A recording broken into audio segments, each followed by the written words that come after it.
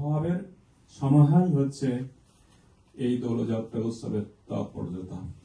কেউ কেউ বলে এখানে মদন উৎসব, কারণ অনার্য যখন ছিল, ভারতবর্ষে ছিল, তখন বসন্ত ঋতুর সমাগমে তারা ভোগ উল্লাসে মত্ত হতো।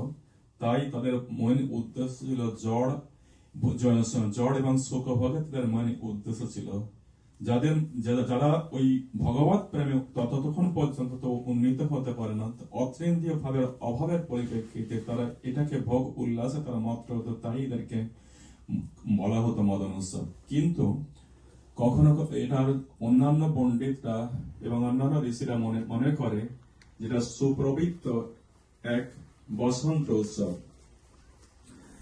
দেখুন, এই শীতের প্রচন্ড প্রখরতায় যখন বিশ্ব প্রকৃতি স্তীমিত এবং জীর্ণ আর শীর্ণ, যখন বিশ্ব প্রকৃতির মধ্যে প্রাণ শক্তি যখন অচল নিশ্চল মুমূর্ষ হয়ে থাকে, তখন এই শীতের প্রচন্ড প্রখরতার দুর্যোগের অবসানের পরে ঋতুরাজ বসন্তের আগমন হয়। আর এই বসন্তের আগমনে কি হয়? বৃক্ষে বৃক্ষে পল্লব পুষ্প পল্লব ফুল ফুটে ওঠে।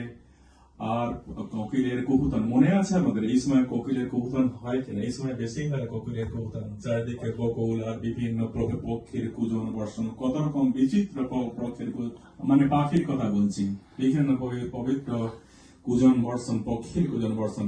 এমনতর সুমধুর পরিবেশের মধ্যে কার না প্রাণে বিভোর ভগবানের প্রতি আস্থা জেগে ওঠে।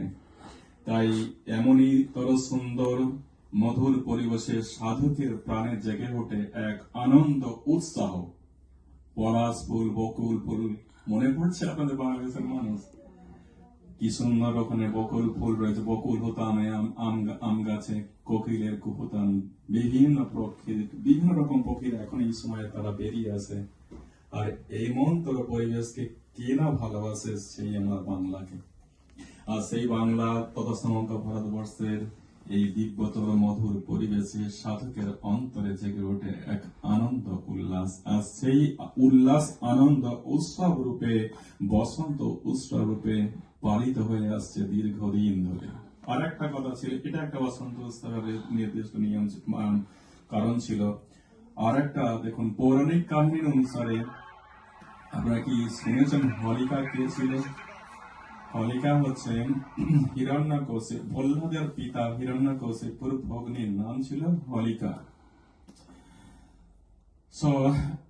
প্রহ্লাদকে বধ করার সমস্ত যখন প্রচেষ্টা, যে ভগবত কথা বলে, মানে যার মধ্যে শ্রোত্রবোধ আছে, তাকে কখনো ক্ষয় করা সম্ভব নয়। কারণ আমাদের মধ্যেই হচ্ছে জীবাত্মাই পরমাত্মা।